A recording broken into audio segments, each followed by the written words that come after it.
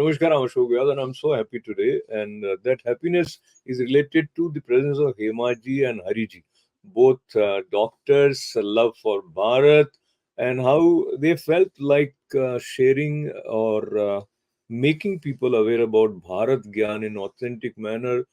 uh, what they have done also is benefiting students of Hindu University of America. So we will learn about their journey as well as a few things that will make us touch the space where we feel uplifted. So I have the pleasure of welcoming Dr. D.K. Hariji and Dr. D.K. Hema Hariji. Namaste. Welcome.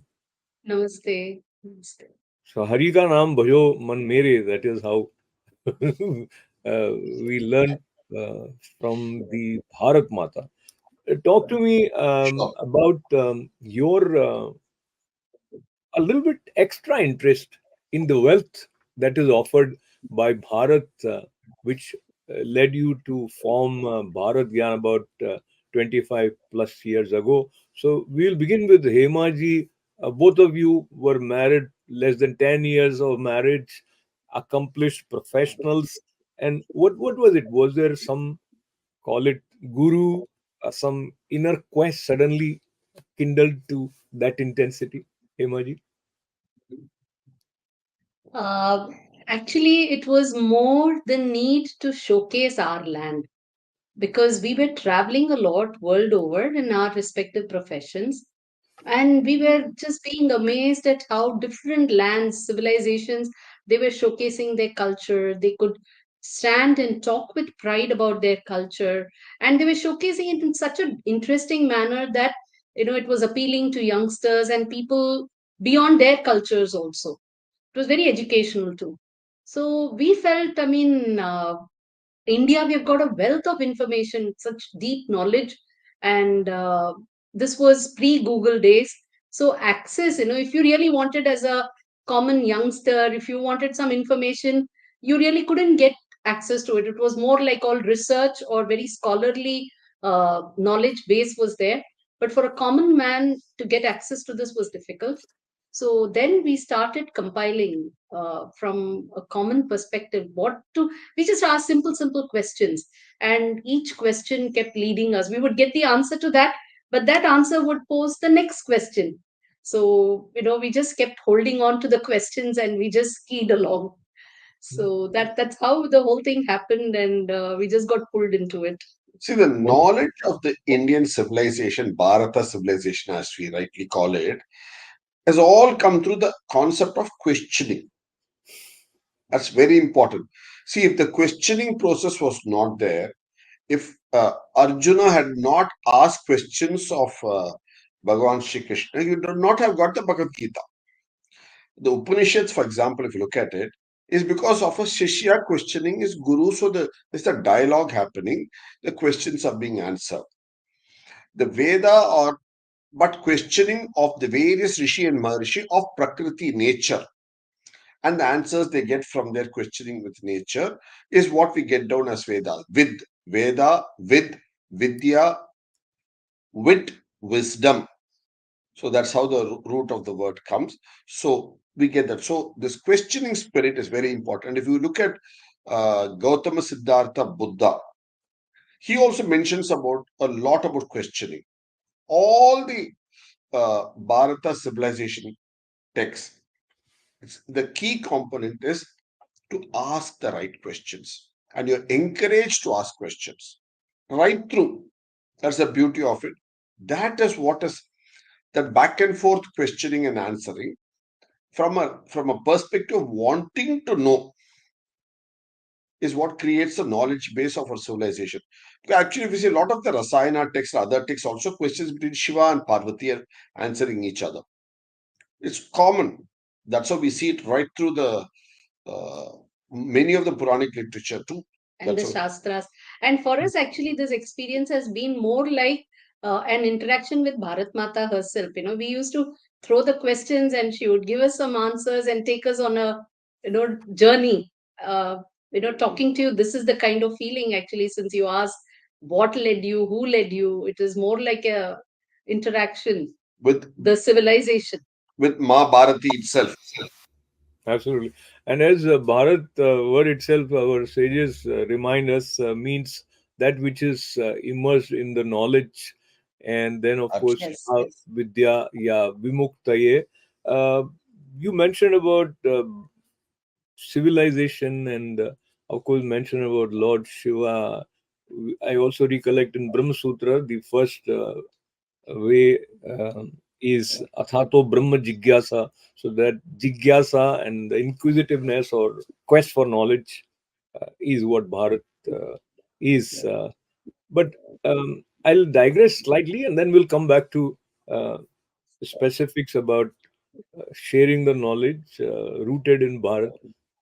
What I'm digressing is, how do you see some people look at what you are referring to as Hindu Dharma or Sanatan Dharma, and that way they keep their eyes closed or they want to turn away just with certain ideology. So, how do you uh, sort of differentiate between Sabhyata and Dharma in the context of Bharat, or there is no difference? See, on the term dharma, she'll explain in a minute. Before that, since you used the term sanatana, and quite a few people think, what does the word mean? I will just briefly tell you. The idea of sanatana means very ancient. At the same time, very young. It is the now, the present, as present as now. When we listen to a sound, especially in echo, the origin of the echo sound is very old, very old. But the latest reverberation of the echo you listen to is present and now. But the source is as ancient as can be. That is that's what you have in the idea of omkara, that reverberates to the universe. So, but the sound that you hear this moment is absolutely new. So that is the similar concept that we have in the idea of Sanatana, where our thought process, values, and what we stand for, the quest, as you said, for knowledge, the Sabhyata, all this is ancient, plus at the same time applicable for the present times too, in consonance with Prakriti nature. Because we ourselves, we earthlings ourselves, are a component of this Prakriti nature. This understanding is what leads us to the concept of dharma. As you said, the idea of dharma, which you'll explain now. Hmm. And the fundamental point arises when you say, how do you differentiate between Sabhyata and Dharam? The Absolutely. issue has happened because of using the word Dharma as Dharam to mean religion, whereas Dharma is not religion. Dharma is coming from the root idea of dhar, to dharan, to bear, like dharti or dharini. So, what you bear, so what do you bear is your innate character. So, this innate character is what is dharma fundamentally. And you act as per innate character, whether you're a human being, whether you're an animal, whether you're a flora, fauna, or even the cosmos, the universe, the planets, the sun. Everything has its innate character as per which it behaves, and that is the order or rita in the universe. Look at the English word rhythm, stems from the Indian word rita, ritu, cyclical, repetitive, the nature. So that's what it is. So, so that is where it all stems from. And the idea of dharma is, as she so nicely said, is not only for the living, it's not only for the animate, but it holds good for the inanimate too, as much. So the idea of what you bear holds good for both the animate and the inanimate. So, Absolutely. actually, the word for religion is from the word mathi. So, matha is a religion. And whereas out of colloquial nature, we have ended up using dharam, and that's where this confusion arises. So everybody thinks that Sanatan Dharma is a religion. Sanatan Dharma is a way of life, it's the way of the universe. Not just our life, Just also. our lives, or not just of the Hindu civilization or people. It is the way of the cosmos, it's the Dharma in the cosmos. So everybody is under this idea of Dharma. The religions can be many different, and that comes not from ideology, but it comes from philosophies. So various philosophies give rise to different religion. When you start contemplating and wondering about this Dharma, how is this order there, how did this universe get created, who is this god, then you start coming up based on your mind, your imagination, your understanding of sciences and everything, you come up with different ideas, and that becomes religion. And when you start formalizing therefore how you have to behave as per that, it becomes a religion, it becomes formalized. But dharma, there is no two doubt on, everybody is under the dharma of the universe, and that is very sanatan. Because like he said, it's as new as evolution, because today whatever is the state of the universe is the dharma of today. That's how the universe is behaving today, and you have to behave, you are contributing to that dharma as well with your behavior. Absolutely. So So it's as a they say, beautiful concept. no doubt about it. As they say, Jaisi Drishti, Vaisi Srishti. So the kind of perception Yes. that you have, accordingly, your ideas will form, and that kind of world you will create. And the extent to which you can create has no limit. Is, I think, the message of Bharat in its own way, and you have also helped students appreciate this wealth of knowledge through Hindu University of America. Both of you are faculty, and your students are fascinated by the way you teach. And let me share basic information for our viewers about Hindu University of America, and then we continue about the class that you have as faculty with them. Spirituality, cosmology, and philosophy. Discover the treasure of ancient Vedic wisdom at Hindu University of America, an online university with global access and outstanding faculty, which has been setting standards of excellence across 7 areas of Hindu Dharma study through 12 plus programs and 120 courses shape the future of Sanatan Dharma in the world. Join Hindu University of America. So, talking about Hindu University of America, now formally let us enter into your class structure, and your students feel so good after attending your class. Let me take you to the temple in Baku of Lord Ganesha that someone heard from you, and the prayer written at the temple entrance. So, uh, over to both of you with Ganesh ji. Thank you. See, the idea is when we had been to Azerbaijan country, that is by the Caspian Sea, about a decade ago, what we saw was the term Caspian Sea itself is obviously an English name. It's an Anglican name given much later from an earlier local name. And what are the roots of the local name for it? It's in our Indian Bharata languages, it's called Kashyapa Sagar. So it's named after Rishi Kashyapa, which today over the millennia has got in different ways morphed. And now in English, it's called Caspian Sea. Of course, that's not the local name either. So that's what we call it today. But so that means what? The idea of the Rishi Muni of Bharat having traveled up to Kashyapa Sagar and beyond is obvious. That's it's we see it in the naming itself. We'll share it on the screen now. That's one thing. So talking about how from Bharat in ancient times, many Rishi Muni have traveled from different parts of Bharat all the way up to across Afghanistan, which was then in those days part of Bharat, Bharatavarsha. And from there they went up to Baku, Caspian Sea, which is a point where a lot of Rishi Muni congregated at the Ateshka temple. And from there they traveled further north or west as they deemed appropriate then for their needs of their dissemination. So this is the route. See, look at that from Bharat. This is by uh, a famous Russian traveler, Afanasy Nikitin. And this is in the Ateshga in Baku, in Azerbaijan. So here he actually draws the route of how he has come from Russia to India. And he follows the route of ancestors before. And so this is that Ateshga in Jwalaji. Baku. This is the Jwalaji Mandir.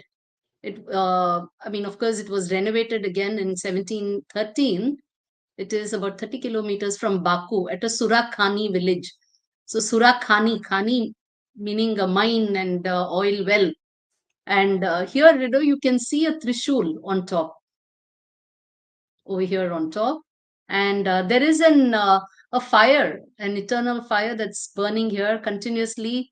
It's always burning. And there are stone plaques over here with Sanskrit inscriptions. I mean, in Devnagari, there are 18 in Devnagari, one in Gurmukhi, some in Farsi, Persian. And you can see the swastika symbol there. See, you can see the swastika also over here. Yes, yes. Really beautiful. This one. And the first line here actually starts with Om Shri Ganeshaya Namaha. And Wow. it says that it was erected by a person called Ram Dutt in 1866. We can read that Sri Ganesha Nama on the top very clearly. Yes, yes, yes. And so this is what intrigued us. And then we went and read that. We found that there have been travelers in 1689 who have traveled through this temple. There are records, French travelers. Then there are images. So they have made paintings there to depict how Indians have been living there, how there were many rishi munis who have lived there in this Surakhani village. Look at that. See, it's all about. So you can see the Trishul there in the. So there's an old sketch as well. Mhm. And you can see the fire temple. Look at this. So they made models and everything over there to show that this is an ancient connect, and that flame is still burning here. This is when we went. This was more than 12 years ago, 13 years ago. Actually. We both went to offer our salutations, our pranams to the Ateshka. And very interestingly, this room is where Mendeleev, the periodic table in chemistry. Dmitry Mendeleev. So Mendeleev is the person who arranged all the elements in the form of a periodic table. That spurred chemistry, the advances in chemistry. It spurred it. And he ordered the ones that were existing. And based on that order, he predicted that there would be so many more. And this would be the kind of that element. It would have so many electrons, neutrons. And that led people to discover those elements, look for them, discover them, then put them into the table.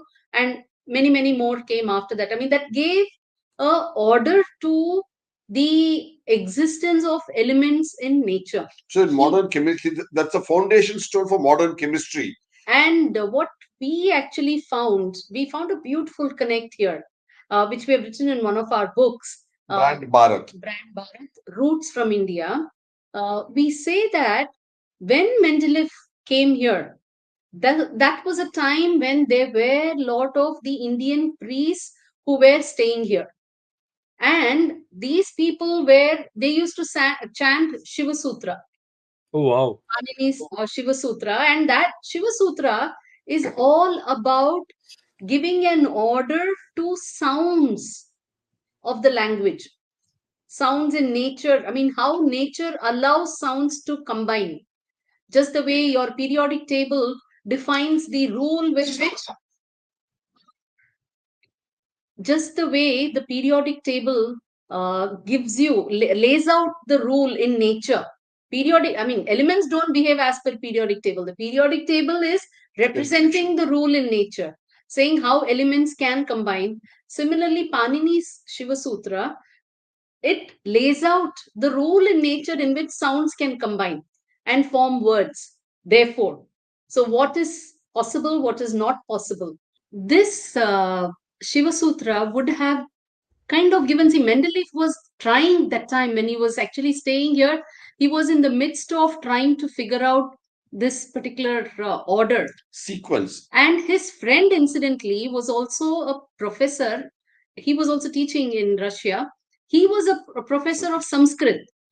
And St. Petersburg University. So they were corresponding. And here he was interacting with Shiva Sutra scholars who were reciting Shiva Sutras. Look at the connect, and that's how the idea intuition comes to him to form the sequence, which is what we mentioned about it here. So look at this, the first table that he comes up with, the first periodic table from which what we have today has developed in its own way. So he sets the trend for it, and so from there it's this developed. is how we know it today, but that was how it when he had done it. And these were the priests who used to be chanting Shiva Sutra sitting there at the Ateshga.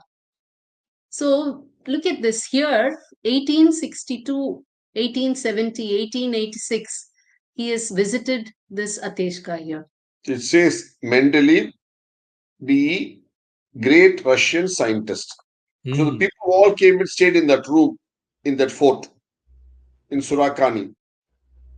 So the knowledge of Bharat that way has permeated, and somewhere it has inspired him and given him an intuition as to how he could design the periodic table. And so what we actually teach, so coming back to the point, in Hindu University of America, what we actually showcase to our students is how this civilization, the Bharata civilization, has influenced the world. What are all the various contributions, many of which, see, we normally usually talk about yoga, zero, spirituality, and Ayurveda, and so on, these kind of things. But there are so many more. In maths, there are few that we talk about, but there are many that we don't talk about, many we are not even aware of. And not just maths, but things like these, how we have influenced world thought. So today we are trying to say Bharat should be a world guru, but we have already been a world guru. That is why we are saying that today again we can aspire to be a world guru, because we have today, whatever we in fact show in our course, that whatever the world is today, it is a result of various influences of the Bharata civilization on the world, and how the world received it, how the world took to it, how did it adapt, how did it adopt, and then therefore how it has morphed and come forth. But fundamentally, under this lies the influence of the Bharata civilization. It has had a very strong hand to play. And since she's talking about Russia, I can add one more point if you want. Yes. In India, we have the idea of Kesari, the king. From there on, see how it travels to Germany, the word Kesari for Raja, Rajan, the lion king. Okay? Kesari, also the sweet, obviously. How it becomes Kaiser in Germany. Russia. And in Rome, it becomes Caesar from Kesari. And it goes on to in England to become king from there, from Kaiser. And if it goes east from there, it becomes Tsar. The Kesari becomes Tsar in So Russia. Caesar, Kaiser becomes Tsar when it eventually lands up in Russia. There's a very nice connect, both etymologically and as well as for the person that it really denotes. And it comes from when we have Raja Kanishka in Afghanistan about 2000 years ago. He is called Kaisara because it comes from the root word Kesari. So Kesari is also a flavoring spice agent. Yes. It's a mane of a lion. It's a lion king. It's a king is called Kesari. And the magazine is called Vedanta Kesari. And the magazine that Lokmanya Balagangadhar Tilak started was also called Kesari. So we have the idea very clearly all over Bharat, and how the term has spread the world over to mean the idea of king the world over. So not only Bharat is Vishwa Guru, but Bharat is Guru in terms of that which encompasses future and future possibilities, and have the provision for placing everyone. So it is not just a matter of coexistence of different type of human beings, but it is the coexistence of different planets. So that is phenomenal. When we listen to both Hariji's, it fires our imagination also, and that is rooted in the fact-based, research-based knowledge. So that is even more exciting. I think we should have more and more sessions with you to share the wealth of knowledge that you have by your tapasya uh, assimilated, accumulated, orderly placed to share and enlighten us. Uh, I Which cannot is thank what you enough. actually we do in HUA as over 8 quarters, because slowly you have to, like peel one layer after another. Each one lays the foundation to understand the deeper and deeper aspects, and then come back to the future. So uh, we look at it as first understanding the Bharata thought ethos, and then looking at contributions, and from the contributions to see what can we do further. See, so Absolutely. this So, is something which we hope the youth will take up, and they are and carry the mantle forward. absolutely. So once again, thanking both of you profusely, Thank and wishing the best in terms of the passion with which you are sharing and spreading this fragrance. So, pranams to them, and thanks to all of you with lots of good wishes for joining us. This is Ashok Vyas. Namaste.